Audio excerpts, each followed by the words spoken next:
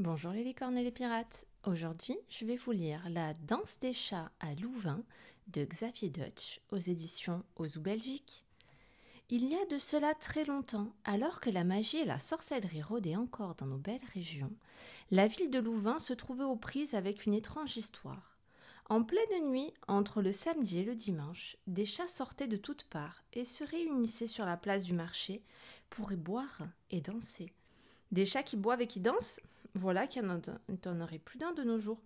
Mais ceci avait lieu à une époque où se produisaient bien des choses plus étonnantes et effrayantes encore.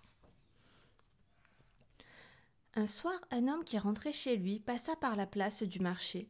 Comme il aurait été mieux inspiré de prendre un tout autre chemin, aussitôt des chats l'entourèrent et voulurent l'entraîner à boire et à danser avec eux. Bois donc et danse et chante. Et tous les chats bondissaient autour du pauvre homme qui, fou de terreur, trouva la ressource de s'enfuir et d'échapper aux griffes des bêtes qui tentaient de le retenir.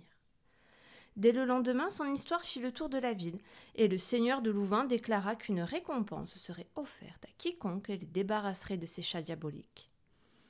Et quelques jours plus tard, un vieux soldat franchit les portes de la cité. Il se présenta devant le seigneur en lui disant qu'il ne redoutait pas quelques animaux, fussent-ils buveurs et danseurs, et il se dirigea vers la place du marché où il trouva une cabane pour y passer la nuit.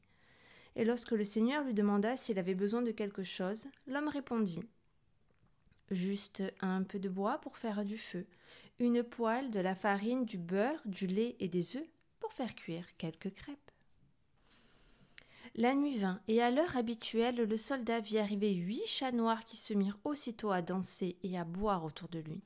Il alluma un feu et se mit à préparer ses crêpes.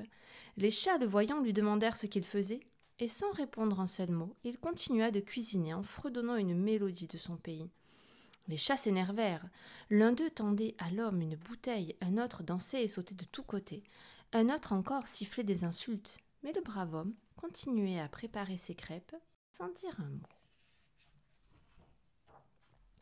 Soudain, alors que les chats bondissaient autour de lui en miaulant, griffant, grattant, l'homme jeta une part de beurre dans sa poêle brûlante et la lança vivement sur l'animal qui lui était le plus proche. Tous, alors dans un vacarme effrayant, s'élancèrent hors de la cabane et disparurent dans la nuit. L'homme, après avoir mangé paisiblement ses crêpes et fumé sa pipe, s'endormit jusqu'au matin.